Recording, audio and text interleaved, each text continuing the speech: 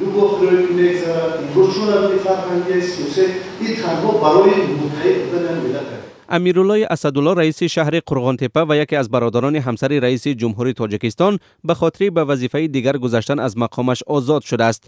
در شهرداری روز 30 می با تصدیق این خبر به رادیوی آزادی گفتند به جای او عبدالعلیم اسماعیل زاده رئیس ناحیه شهر توس اجرا کننده وظیفه تعیین شده است.